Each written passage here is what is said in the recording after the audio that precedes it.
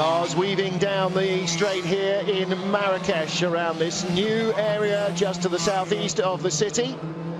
And the colours of the national flag on the car of Mehdi Banani and just about everybody else around this circuit. Massive interest in the local driver.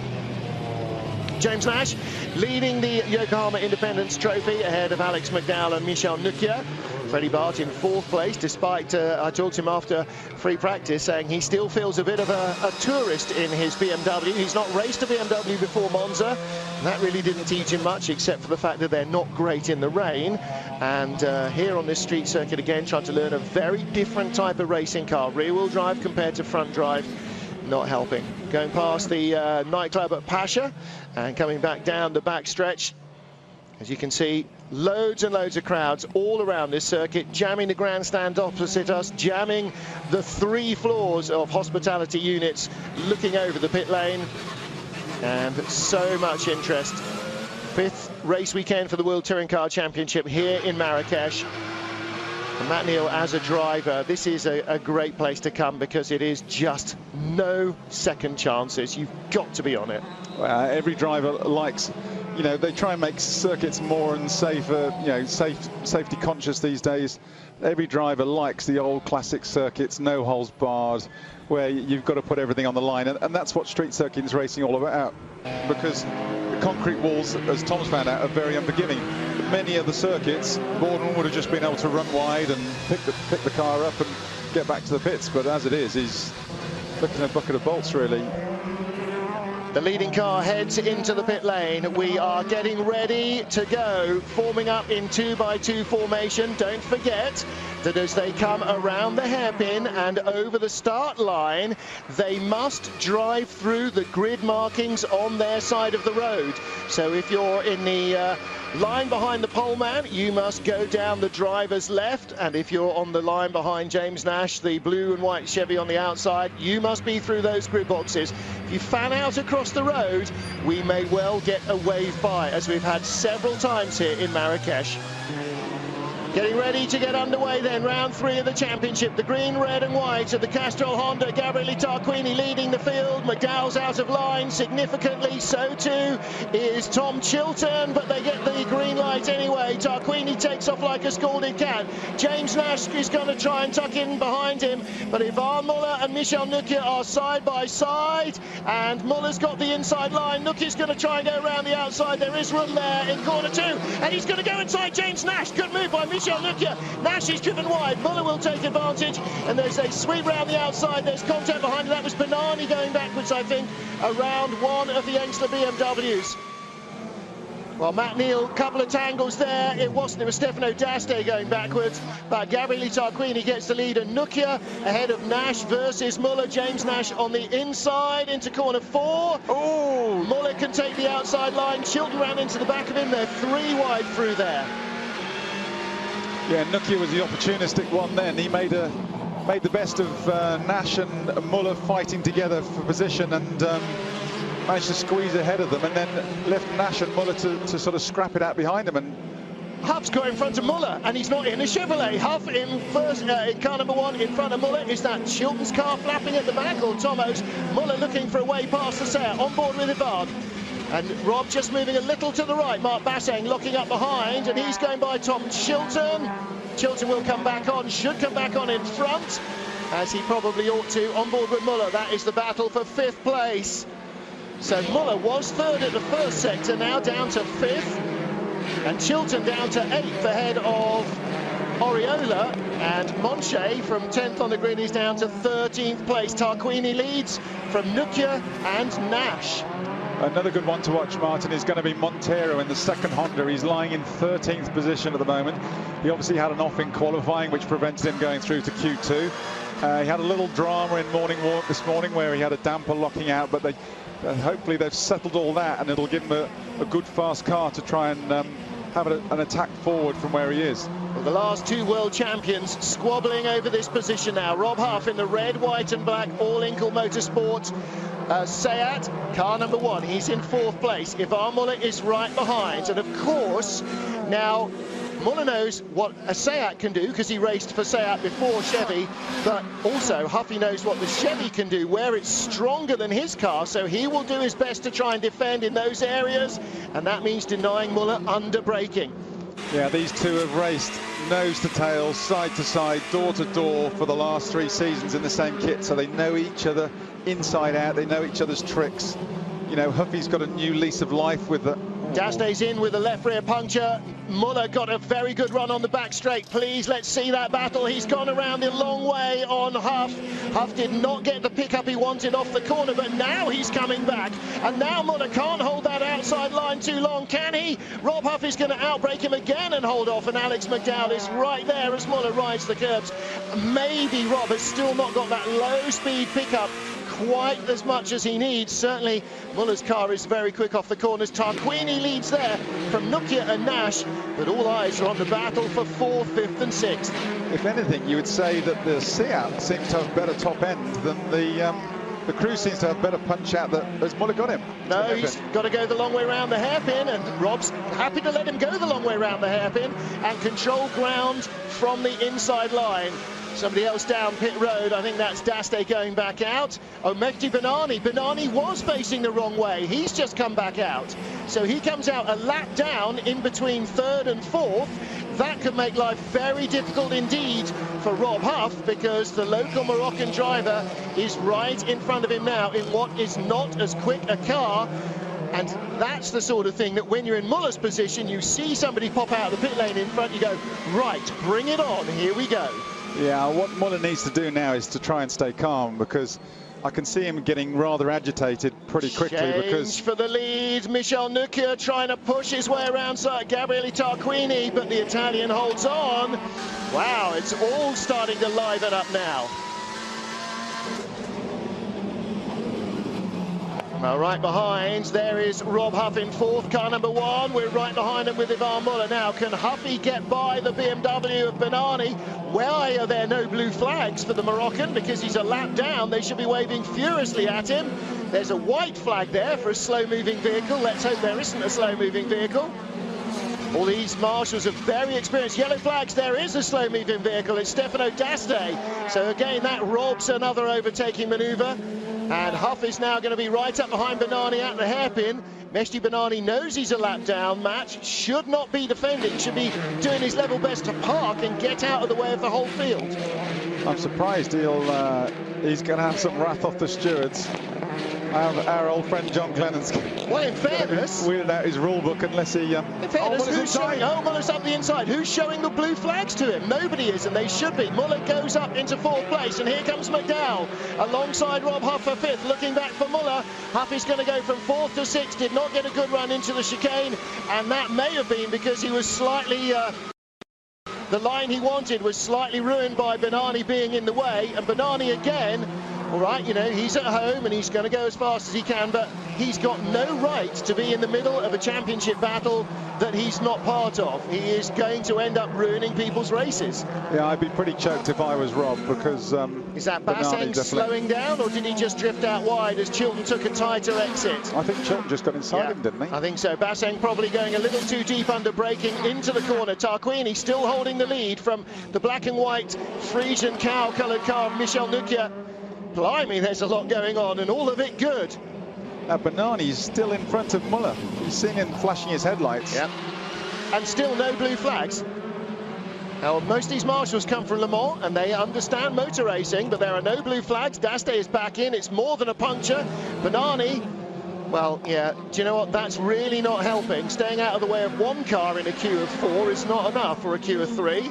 Tucks back in behind Muller, but again, Huff is stuck up behind the BMW, can't take the line he wants, and that allows McDowell to latch right onto his back bumper. Huffy needs to go tapping Benani and going, come on, get out the way, Sonny Jim. I think, actually, if you look inside, Huffy was gesticulating wildly there inside the cockpit.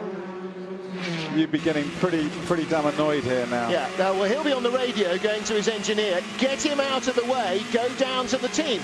No point putting on the indicators and still staying flat out. That is not helping anybody. That's actually a confusing thing there. We just saw him put on his indicator. Yeah. Now, in the UK, a lot of the drivers put on the indicator which way they're going to go.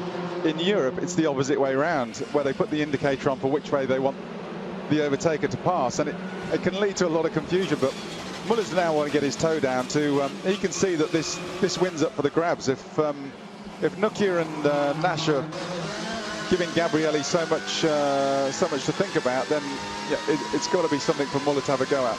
Well, we're not even at mid-race distance. This is lap 5 of 11, and Nukia right up behind Tarquini. Nash set the fastest lap of the race last time round, but of course he's in the slipstream of both of these, and these two Chevy drivers must try and work together to work. You know, James has got to slipstream right up on the back bumper, do some bump drafting with Nukia, get by the Honda, and then get on with racing Nukia for the win. Because at the moment, if they fight each other, Gabrielli's going to win this, and neither of them are. You've got to have a little bit of forethought, Matt. Yeah, the problem Muller's got is he's out the slipstream now when the three in front of him are actually helping each other. But yeah, we've got in second and third, you've got Nukia and Nash in two opposing Chevrolet teams. So Nash obviously wants to beat Nukia, and it's not letting Nukia have a clean scrap with Tarquini. So it's actually playing into Tarquini's hands. Yeah, it's making life a little less difficult. I'm not going to say easier for Gabrielli, because it certainly isn't, because Nukia's having a look at half the chicanes on every lap. Muller in fourth. Bernani finally gets the message from his team to, would you please get out of the way? But I mean, really, he could just have slowed down into one of the chicanes 3 or 4 laps ago without any dramas. He's a lap down anyway. I know he wants to put on a good show for the crowd, but, you know, sometimes you've just got to deal with what you've got rather than what you would like. Okay, in the last sector... And that's Chilton going very slowly offline, and into the pit road comes the RML Chevrolet. Yes, he's going into the pits, and that suggests to me, Matt, that might be a puncture or a broken damper from the curbs. It can be anything, Martin, anything at all he could have picked up, but unfortunately that leaves Tom out of it. Whether he's picked up some damage to the radiator or something when he got into the back of Muller. Might well be. But Muller was 3.3 seconds behind that leading trio at the middle of last lap. He's now just 2.9, so he is making headway on them. Well, of course, because they're all over each other. They're fighting each other. They're battling Gabrielli. They're making him drive offline. They're all driving offline. And Thiago has walled the car again.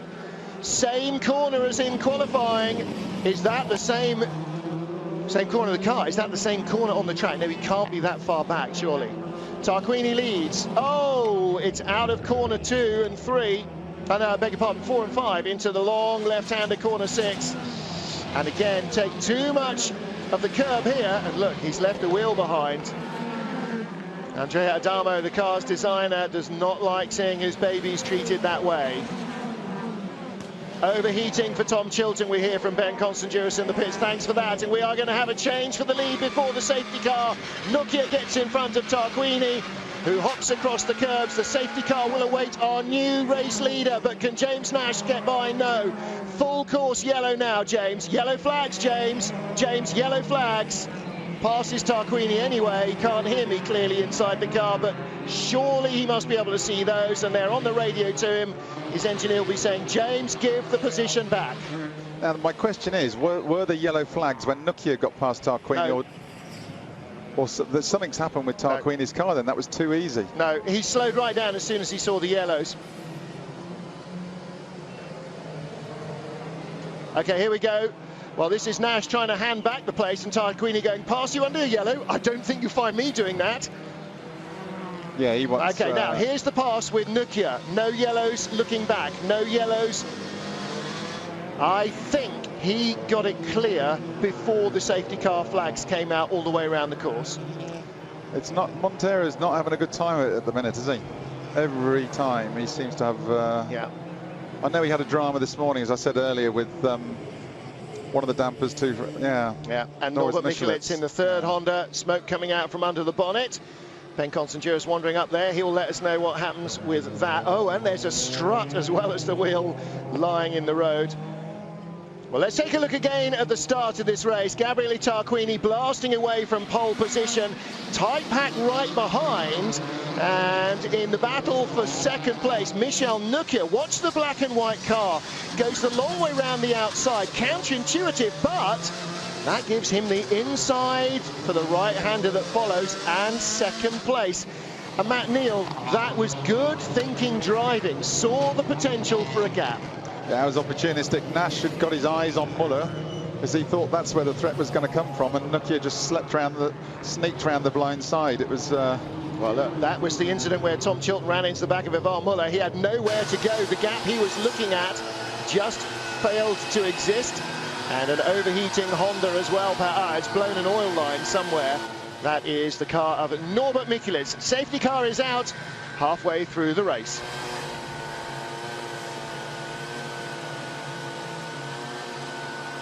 On board with Gabriele Tarquini, rear-facing camera shows Michael Nokia coming the long way round the outside.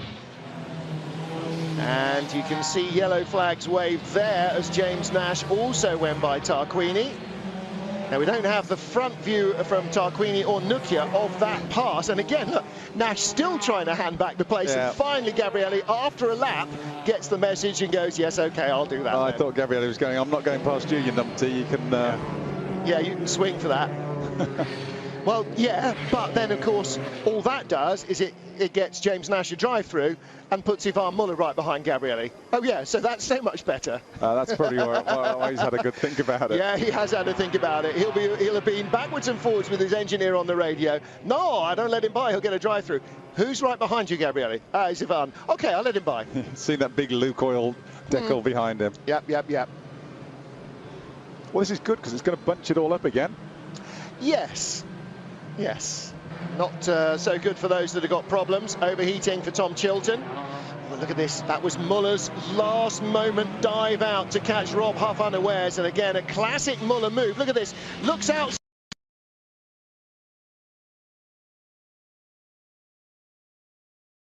Sold him the dummy beautifully.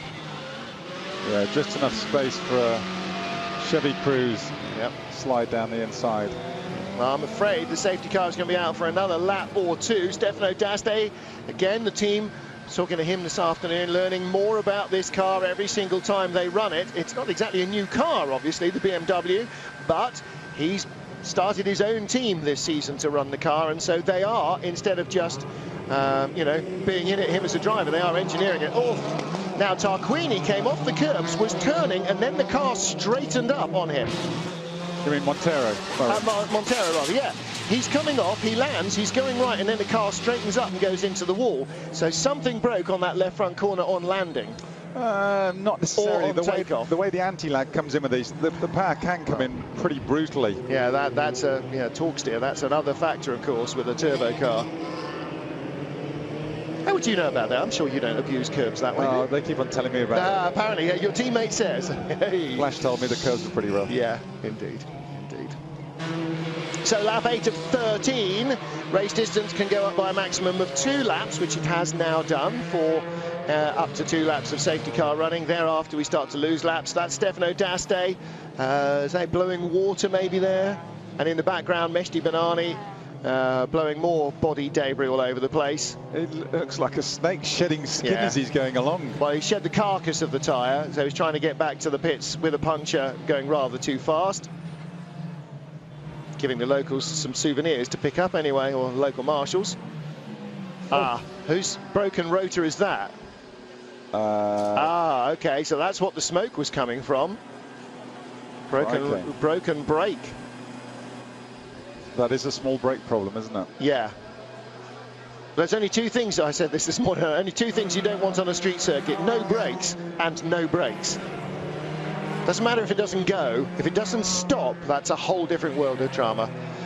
Let's get down to the pits then and catch up with Norbert Mikulicz. He's with Ben Constangiris. Beside Norbert Mikulicz's car, the broken the disc of the brakes. Norbert's been struggling with brakes for the last 2 races. Norbert, is it brakes again for you? No, I think it was a disc from one other car in front. So I think it was maybe from Thiago's car, and I just collected it, and it burnt everything inside. And what was the problem with your car then? I didn't understand. The problem with your car? Yesterday in qualifying, it was overheating, so the water pump was signing a fault, and then the engine was just like when I entered the pits, 110 degrees, and I just decided to come in and let's give a chance to the guys to check. Hard luck. Thank you. Well, it wasn't his broken brake. As he says, it probably was Thiago's, and he just collected a bit of debris. But here he goes, going through the debris field. And unfortunately, somebody else's problem puts paid to your race. And Matt, you know, that is part of motor racing, but he can't get a lucky break. Thiago can't catch a break. James Thompson is struggling to have anything other than bad luck. If it wasn't for bad luck, he wouldn't have any at all at the moment, the Lada team. So, yeah, there's a few people could do with a little bit of a rub of the green. Yeah, Montero just needs, if he's got any lucky clothing or lucky charms, he needs to get them all and fill his pockets up at the minute. And Michelitz is having exactly the same bad of luck. You know, he's wrong place, wrong time. But I suppose if he was going to catch a little bit of that debris off Montero's car, it was brake disc is probably one of the least offensive parts, with struts and wheels and yeah, well, you know, a bit of carbon or something would be one thing. That's not going to slow down when it goes into the little bit of mesh in front of the radiator, is it? Those are quite heavy things. Yeah, no kidding. You don't want that coming back at the windscreen. No, well, perhaps luckily it punched its way through the grill on the radiator. There's Zoltan Zengo, the team boss, doing the job himself. Gone through the air outlet at the top of the bonnet, or is that the radiator? He said something, you know, everything started overheating, water pump and everything else, so... Is that a ding on the bonnet? Yeah. Yeah, he's done it. He's gone through the top, the cam cover. Wow! It's got a hole in the airbox as well. Right, have the airbox off Thiago's car and the bonnet, which all looks in one piece, the grille. Thiago's car isn't going anywhere again today. No, that's for sure. Tom Chilton's might be, though. A bit taped up at the front, but then that radiator... that you get what looks like a car radiator, the mesh part at the top around the Chevrolet badge and that white strip of bodywork, that is just a logo. Actually, the air goes in the hole underneath. Fez, of course, originally the capital of Morocco. That's where Mehdi Benadi comes from, and British fans and all comedy fans will know the Fez as the hat that Tommy Cooper, the comedian, used to wear. It's a local hat from the city of Fez. Marrakech in its time was the capital of Morocco as well. As dynasties changed in the royal families, then Rabat became the capital and remains the capital to this day. Our taxi driver was full of information yesterday, wasn't he? He said there's 4 official languages in Morocco. The main language is Arabic. Almost everybody speaks French, of course, because of tourism, lots of them speak English in the major cities.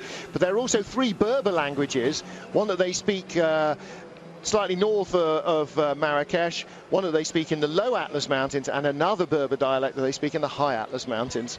But isn't Spanish one of the dialects here in the other parts? I would think that there is a degree, because of course that Moorish North African and Spanish connection over the Middle Ages was very strong, not through necessarily trade, but often through war. So yeah, there is definitely links with this part of North Africa and Spain. Well, again, looking at the replay of the start, Gabriele Tarquini did everything he could to get away, and he was aided by a 3 Chevy battle behind, with Michel Nokia sneaking into second place there. And Nokia in the black car, again, really going opportunist here. He was sort of forced into it to go wide, Matt Neal, but then, well, it all played out very nicely for him. Yeah, he was, as I said before, he was watching Muller, James was, and Nokia just sneaked up the outside, and Bob Girante before the BMs all sort of had a bit of a falling out behind them. Yeah, there was a little bit of a tangle. Unfortunately, all the BMs towards the tail of the field. Mikhail Kozlowski found himself through there safely. James Nash, Yvonne Muller getting together into the hairpin. Tom Chilton found his door shut, and that damaged the front of his car, cooling-wise. Behind the safety car, looking from Gabriele Tarquini at our race leader, Michel Nokia. But Nokia 4th in the championship. Tom Chilton in now for the championship, although I never wish anybody ill. Would have been a lot better if Ivan had had a damaged radiator in this race rather than Tom, because Tom, 2nd in the championship, tied with Gabriele, is going to score no points in race 1, whereas Ivan is likely to end up on or about the podium. So the championship leader will score strongly again. And of course, Matt, that's one of the things that makes you a champion and allows you to win multiple championships. As you know, there is some instinct that helps you keep out of danger more often than not, and that you can't buy, only experience gives you. Yeah, that's why in 2-litre touring car racing you get some of the age and cunning shall outwit youth and skill saying, and you know, it's the guys there at the end of the championship are more often than not, you know, the older sort of more experienced drivers, you know, the likes of Huff and Shedden and co. They're the sort of the new breed, but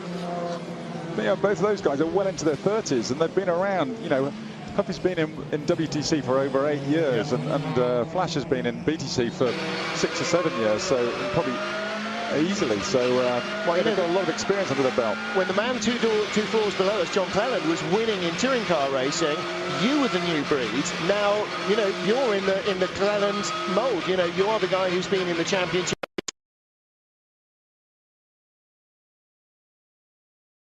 Perhaps as long as anybody else out there racing, and that experience, is like as everything else in life, has got to count for something. I want to get this race going again. Yeah. We've only got 3 laps, and the safety car's staying out for yet another lap.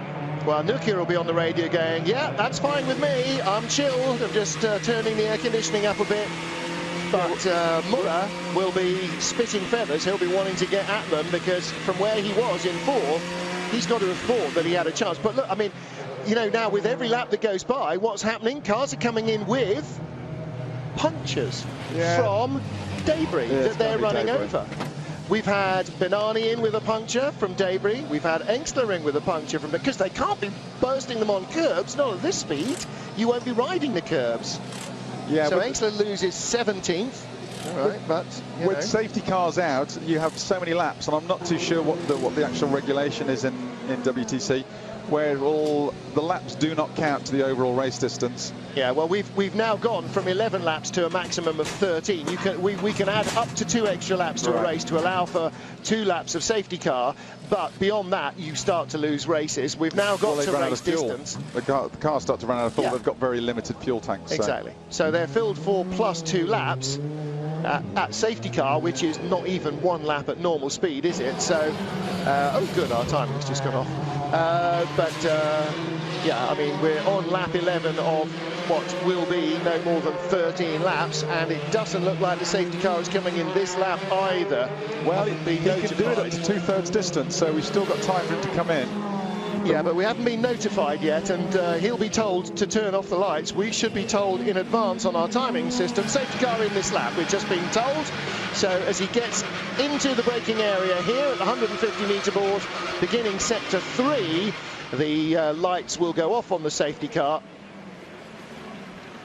Thiago's wreckage has been recovered. Of course, now with a very short turnaround between races, he might not get on the grid for race 2 either.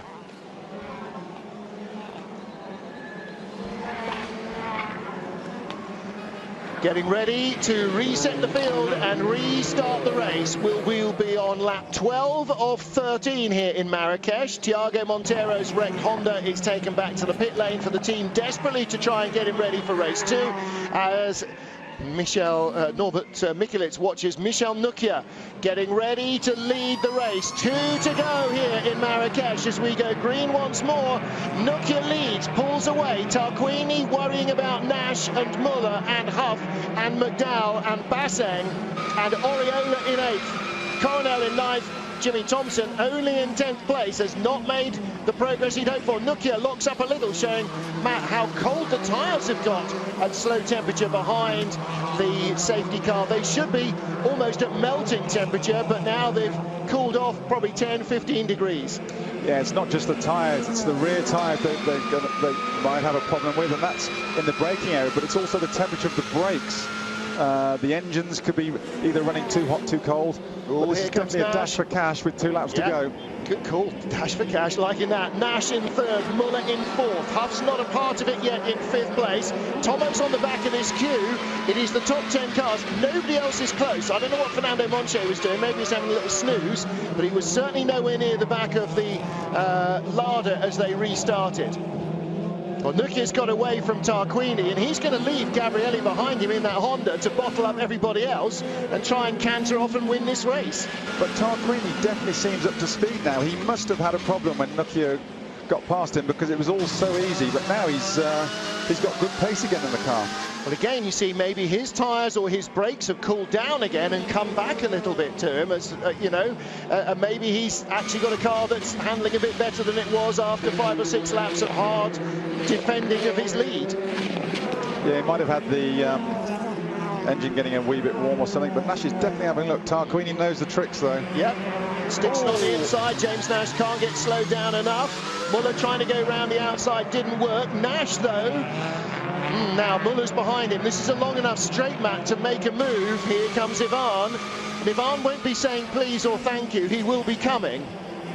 Yeah, but Ivan's got his eye on the season title rather than just one race place. However, he knows that of his two closest rivals, one is already out, Tom Chilton, and one is 2 places in front of him, Gabriele Tarquini. Huff is sniffing. Yeah, Huff is there, and McDowell is there. Huff and McDowell together have towed right up behind Muller, who's right behind Nash.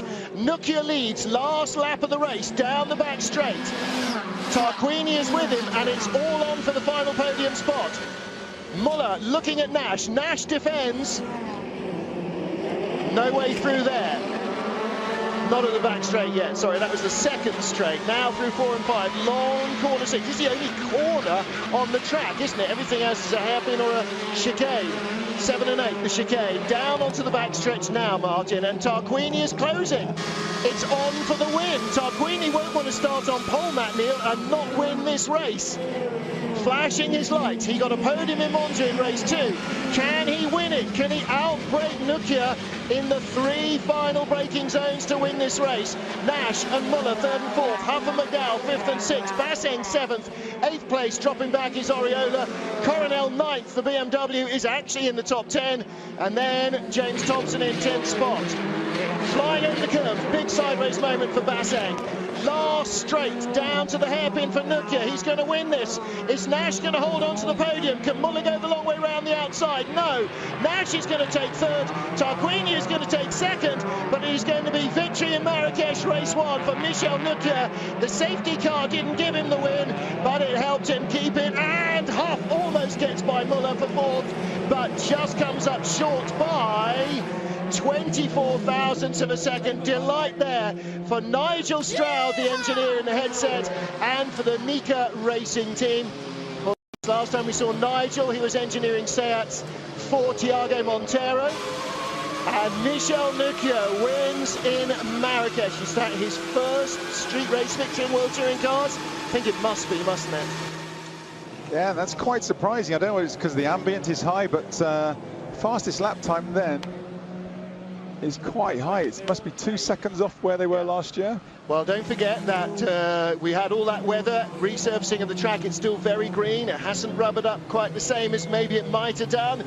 But nevertheless, Michel Nukia, Gabriele Tarquini and James Nash are the podium at the end of the race.